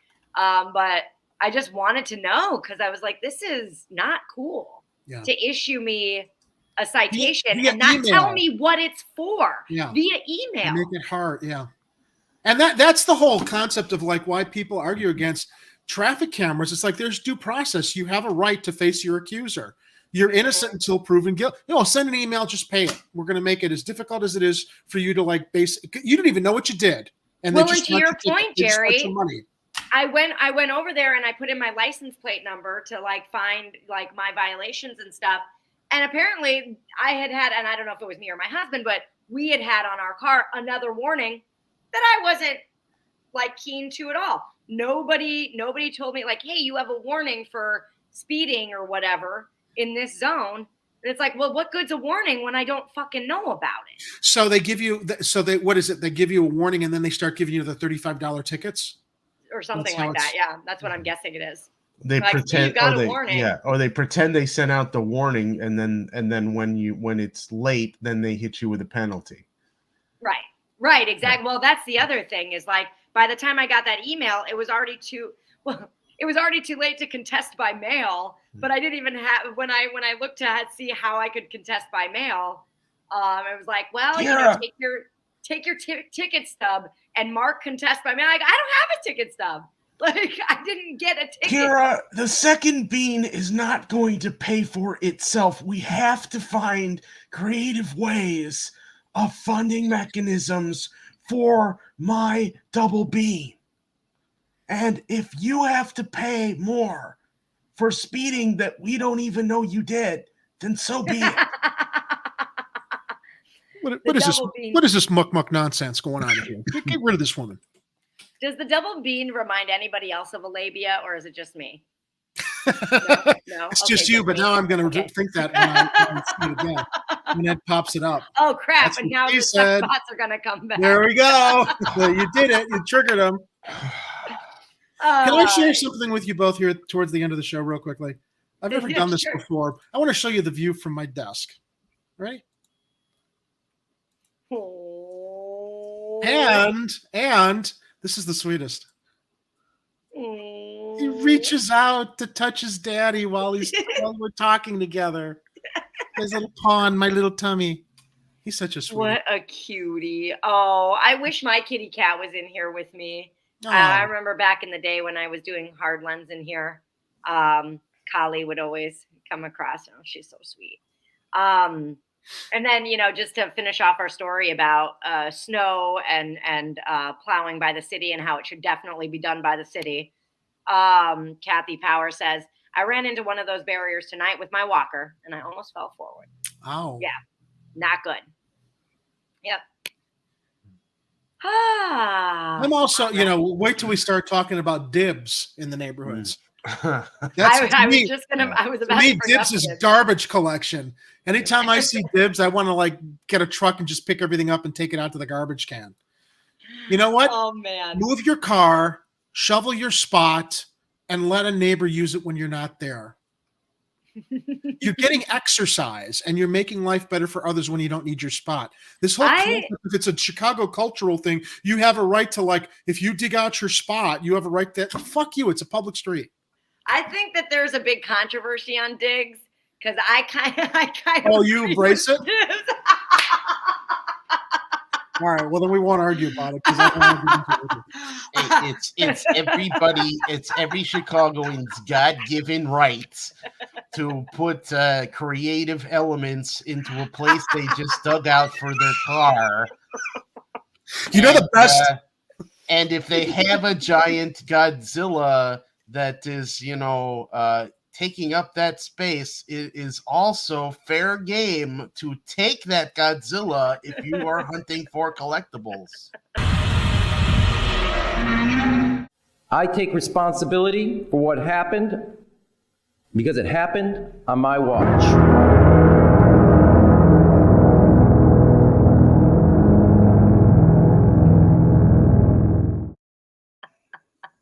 Was a creative problem solver. I think this wins the show tonight. Employing the homeless to shovel the sidewalks. Whoa! Pay money. Job creation. Well, put a roof over their head. You give them a job so they can make a little money. I mean, I don't think a guaranteed jobs program is a bad idea. Not at all. No, it's not. My favorite dibs object that I ever saw, though, when I was driving around, was somebody decided to use I think it was baby Jesus or the wise men from their Christmas nativity. They just put it because who's going to go disrupt the wise men or baby Jesus? Awesome! Oh my god! I'm not attached to dibs. I'm just like, I get it. I don't get bent out of shape about dibs. Get together with the neighbors in your area when the big snowfall comes out. Go dig out your space, then help your neighbor dig out the space next to you. That's what we do in the alley.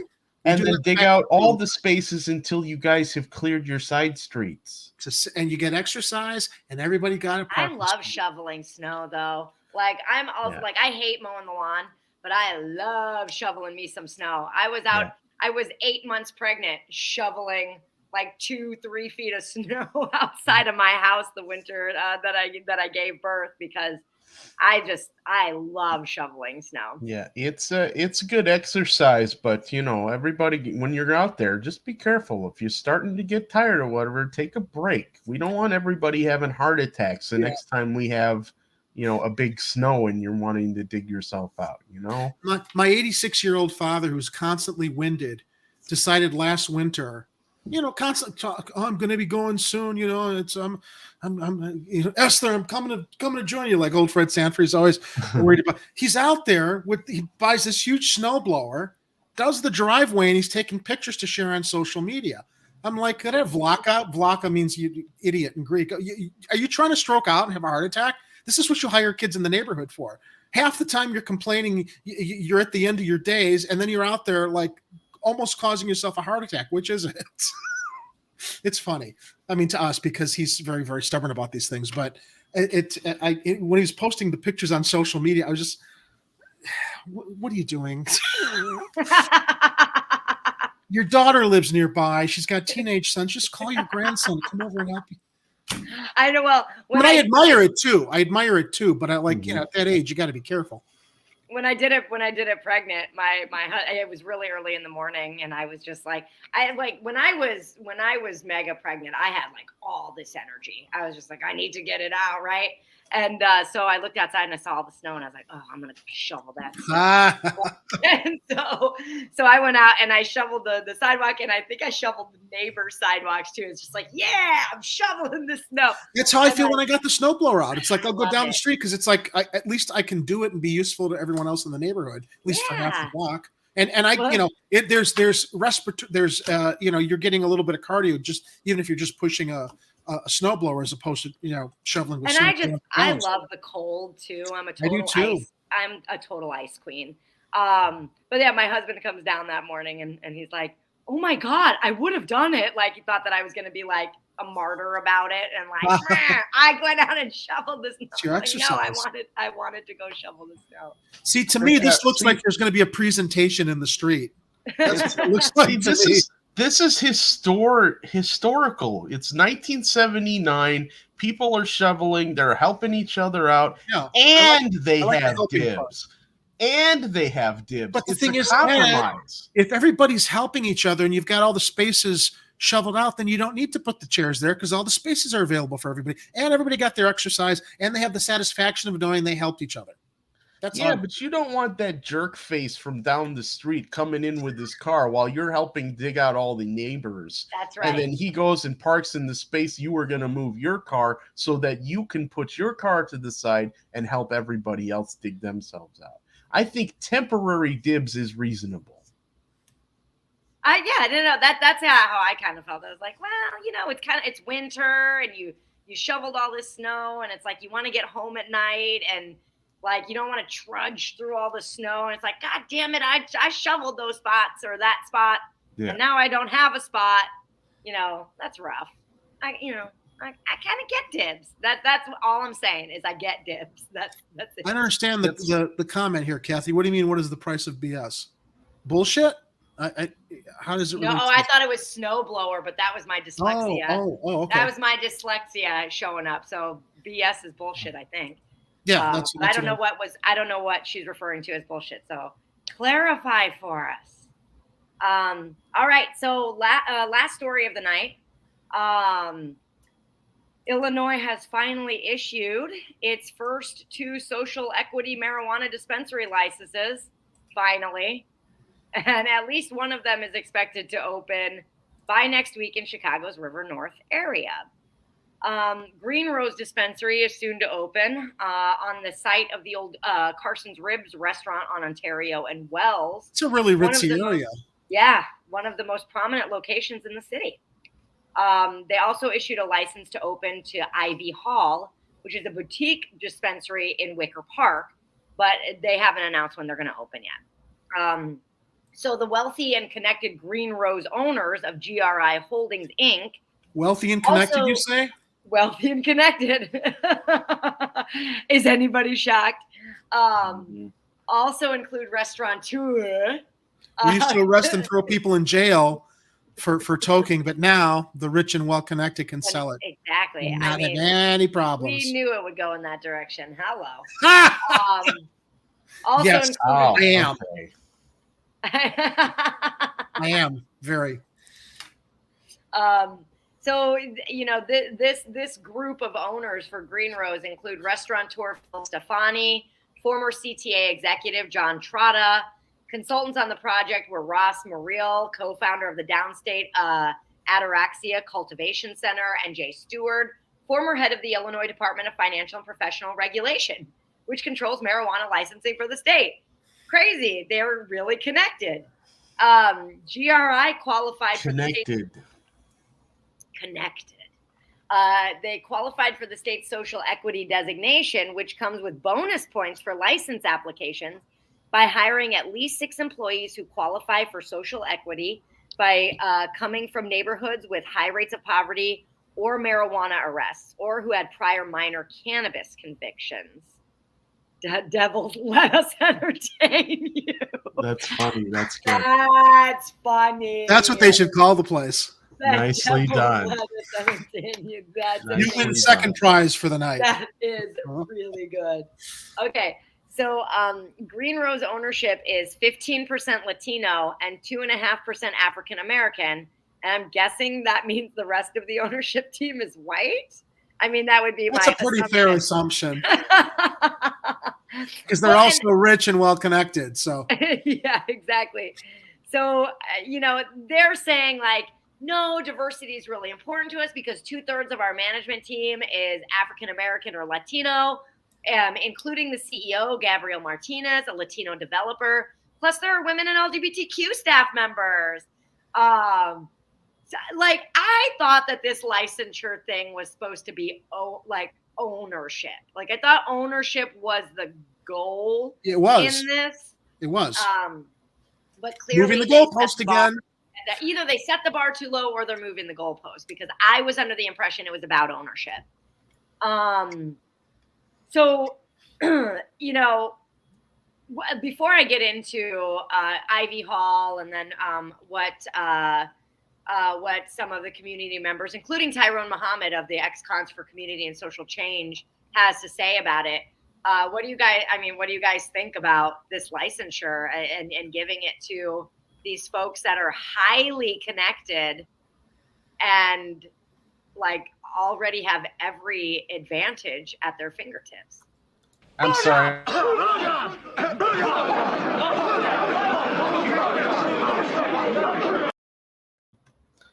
Yeah, I missed the opportunity when you said highly connected. And then I love Hopticopters. On a roll here. The large print giveth and the small print taketh. That's great. Oh, that's some funny shit.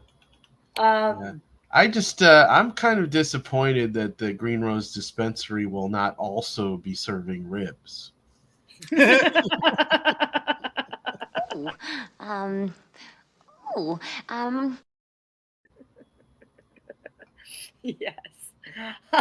Okay. I'm sorry. I mean, it's a different kind of smoking, but Oh man, that's too funny. Okay, so Ivy Hall is 61% black owned. On the other hand, but there have been 190. Where are they located? Does it say in the article where the 60% own? Yeah, they're going to be in Wicker Park. Okay. Yeah. There have been 192 new conditional licenses that the state has issued. While a few others are nearing completion, many minority owners said that they have had huge difficulties getting financing to open for business. Shortly, $1 million. That's right. It's fucking expensive. Pardon me. Does it say how much it is for real? It doesn't in this article, but I have read that basically it's upwards of $500,000 to over $1 million to get the licensure, open your dispensary, be regulated, all of the things that you need to have put in place. It's super expensive. It's really hard to come by. That's a lot of money. So, and I'm sure anybody can find exact digits, with a simple Google search. But I read about this when it was first coming out, and I was like, oh, that is really, really expensive. And it's rough because I don't know, it kind of sounds like the same old business as usual, where you have these Of course it is. minority owners having a hard time coming up with the money to do the same this. minorities they threw in jail when it was criminalized. Yeah. So now the rich whiteys get to make money off the devil's weed. The devil's lettuce. Devil's lettuce. Were you gonna say something, Ed? I'm seeing the back end of this story where they're talking about how Governor Pritzker is now announcing a new $8.75 million forgivable loan program for social equity cannabis license holders. So this basically, I think the timing for this is that, well, all his buddies just got their dispensaries. Hey, let's give them money. That's exactly what I thought when I read that. And I was actually just going to mention that. And I was going to ask you, like, do you think there is some strange coincidence with that? Or do you think it's kind of on purpose, aligned pretty? What does that mean, bitch? Yeah. You knew what to expect. It's hinky. It's a little hinky. So yeah, I mean, and the timing is impeccable. License holders had complained that the previous loan process, which went through 2 private companies, was too slow in granting loans, and as a result, many companies were unable to get off the ground. Under this new program, craft growers may get up to $500,000, infusers up to $250,000, and transporters up to $50,000. Without explanation, the program announcement did not include dispensaries. Huh. Okay. And then you basically become a franchisee for the large cannabis production monoliths. Yeah. It's like the McDonald's of weed. Yep. So Tyrone Muhammad, who we talked about last week, founder of Ex-Cons for Community and Social Change, objected that most of the GRI owners are white, wealthy males, typical of the industry as a whole. And he said that what they're doing is tokenism. They have to be more proactive in fixing the damage that's been done.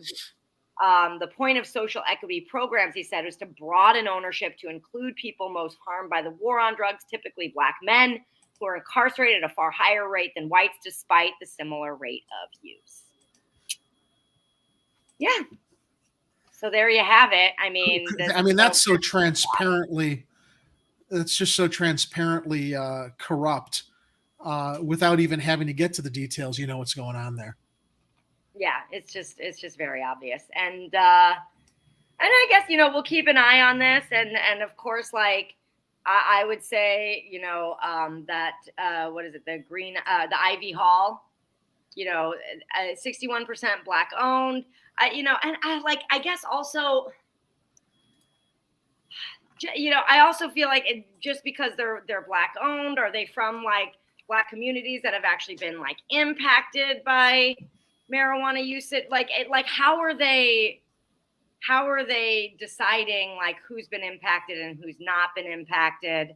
I think that I also have questions around that as well, because I would really like to see literally people who've been incarcerated and like had their lives taken from them, given a massive opportunity. Given back somehow. This is the way to do it. And so that's what I would like to see happen, but I think that's just a pipe dream. That would make too much sense. Like, oh, you spent time in jail for having weed on you. All right, well, here's a great opportunity for getting high. Here's an opportunity for you. And instead of like people who are in the right situation, who are rich and connected. Yeah. Like anyway. the people in this article. So this is funny. I didn't realize we were covering the story, but we mentioned it earlier. Give voters an opportunity to share what they think, and they will do the right thing. That's right. So I just wanted to touch on this story quick because it was actually something that was up in the air over the last week. And Amendment 1 did, in fact, pass. We covered the details of Amendment 1 on this show a few weeks back when there was a lot of misinformation going out about it being a property tax hike, inevitably, which it is not. Illinoisans have voted to add a new amendment to the state constitution that will solidify labor rights, ending a week-long stalemate in vote counting that left the proposal in limbo. according to unofficial results from the Associated Press. AP called the race on Tuesday, today. The Illinois measure required 60% of those voting on the question to vote yes for it to pass, or 50% of all votes cast to be in favor of the question. It failed to get the 60% of those voting on the question, but was approved by more than 50% of all votes cast. I don't get that. I don't understand that. It was like 59% or something like that. I read that a few times, and I was like, I don't understand the distinction between the two. 60% on those voting on the question, but approved by more than 50% of all votes cast.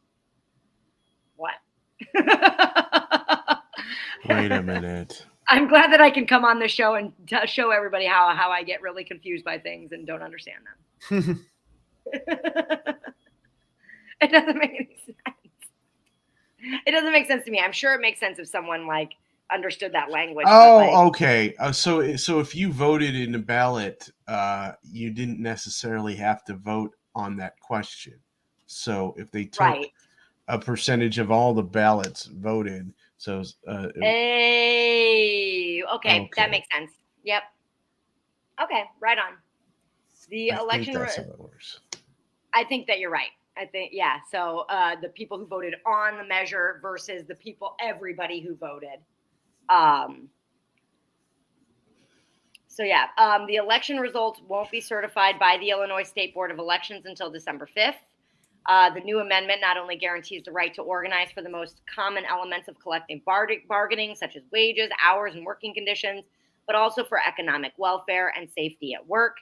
It also essentially bans so-called right-to-work laws or ordinances, which prohibit companies and unions from agreeing to require union membership as a condition of employment.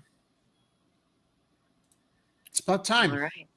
Yay. There you have it, folks. That's all she wrote.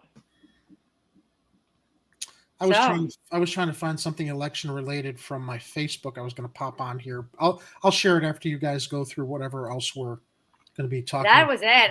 That was just an update. We covered this. We covered what this amendment is extensively in a previous show. And you can find it on our YouTube channel with a simple search. Same with the story about the pretrial fairness or the Safety Act. If you want to know more like in-depth research as to why that is a perfectly fine law to enact, we go into a deep dive on that as well in one of our previous shows. So but yeah, that's all I got for you today. Any final thoughts, Jerry or Ed, before we bid our viewing audience adieu? Yeah, I found my favorite posting from last election week. Speaking of the election, there it is. That's what I was trying to get out there. Good show. A lot of good stuff covered. That homeless story, I'm so glad that was our lead, because it just infuriated me as much as I know it infuriated both of you two. And again, that list is also posted on our Chicago Corner Twitter. Copy and paste. If you live in these people's wards, get them out. Just get them out. They're useless, horrible people to have not shown up to do what they're supposed to do. Curry favor with Madame Mayor Lightfoot the Tyrannical. Who, really by the way, merch is available.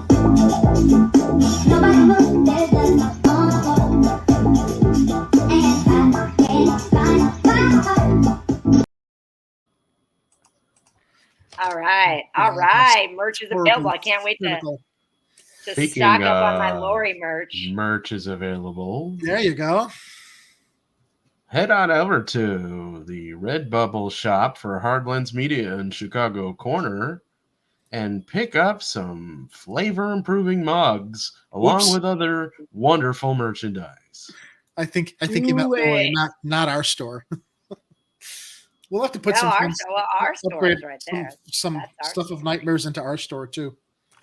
Oh yeah. Hoptocopter stuff of nightmares. We should put out a clone Cabello mug. There you go. We need this on I think we need stickers of Kit's face. Yes. and then people can just start posting them on signposts and everywhere all over the city. I'm not telling you to do that. I'm just saying you can. Funny. I think that's a great idea. You know how there, what was it, that was it that Andre the Giant thing that says obey that's all over the place, you know? Well, we have one, I don't know, have one with Kit, but what is it? What should it say? What's it gonna say? No. No. No. All righty. Well, we got a $1 super chat from Kathy Powers, and you know what that means. Here we go. Oh, no. We jump to the right video library. Oh no. There she is. Terrifying. We're in Gotham City. Let me go back to the other library. All right, there we go. Kira's got the nice bright skyline. I've got the really dour, depressing, cloudy Chicago sky. As it should be. I agree. I'm not. You're the bright, shiny ray of optimism here. I'm the trying to figure it out. You're definitely the cynic. Yeah. You're the cynic of the group, that's for sure. Yeah. And I mean, I'm fairly cynical, but you've got me beat like. Well, it's my collective my collective life traumas that we've talked about. Yeah. Anyway, we may have I guess we're looking to finalize this either this Friday, if not this Friday, the Friday after Thanksgiving. We will have Alderman Andre Vasquez on the show. Is he the 47th or 40th ward? The 40th ward. Okay, 40th ward. So exciting news. We're going to have, and then we've got another guest lined up. Do you want to tease that? Yeah. Well, I actually don't know the details of that because I read that email real fast. So you go ahead and tease it for the Giving Tuesday. Is that the one you're talking about? Oh, no, I was talking about the other, but we have that one also, and I've got to get the details quickly. Oh, and then and then we're working. We're talking with Nick Ward's camp, who's running for 48th alderman to replace Osterman. So we got a lot of fun guests on the horizon. We're lining them up. So potentially, well, not potentially, we're definitely going to have them on. We just have to confirm which we're just Tuesday. confirming dates right now. And this is, let me get out here. So I received the email from Aviance Cobb, friend of the show, who originally helped connect us with mayoral candidate Jamal Green before he announced, and we had him on the show last year. But she has some associates that she's working with regarding, here it is, the email, regarding a Giving Tuesday initiative. Actually, I'll read the email real quick. Derisa Brim Mims and Kenya J. Conley, the founders of Focus Fairies Mentoring, a nonprofit organization which serves young girls and women of color on the south and west sides of Chicago. They have served over 200 young women through one-on-one and group mentoring sessions over the past 5 years. They want to spread the word about their organization, and what better time than Giving Tuesday? So I think that, I don't know, you captain the ship on Tuesdays. I think you're going to be in town. I know next week you're going to be gone, but will you be I'm gone hosting next week. You'll be hosting on the 29th? I'll be hosting on the 29th. Yeah. So those will be our guests. We'll just lock that up with them because they asked for Giving Tuesday, and that makes sense. So. And then Kathy also is tossing over some other candidates for alderman, I believe, is who she's referring to with Angela. And so Kathy, I'll be in touch with you about that. Since you say you talked to her last night, we would love to get more candidates on. I'd love to have Jeanette Taylor on. I reached out to her camp a while ago. I could do it again and see if they're responsive. But yeah, we're working on getting folks on here to talk with us about their efforts and what they see as possible. And Kathy, I know you gave my card to, I guess it was Brandon Johnson's press secretary. I have not heard from he or she yet, but if you still have any kind of connection with them, we would love to, if you're allowed to pass out their information, I can email them too. So if you can maybe get a lead on that, I can follow up and see if we can get Mr. Johnson on the show. Yeah, let's get these folks lined up. Let's get talking. I love it. All right, cool. Thank you, Ed. Thank you, Jerry. Thank you, everybody who joined us tonight in chat. It is a thin slice of heaven this evening. I really enjoyed discussing these stories with you. Tonight's stories were stories that I think that we all felt really passionately about. So I'm glad I got to share them all with you.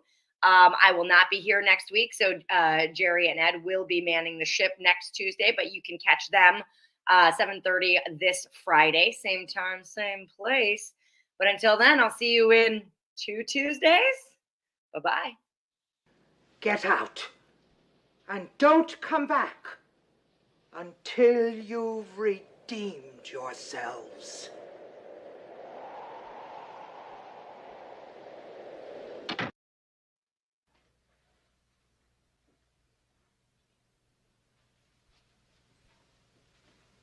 You're still here?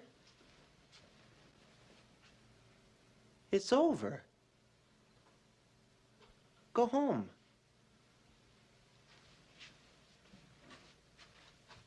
Go. Nobody knows there's a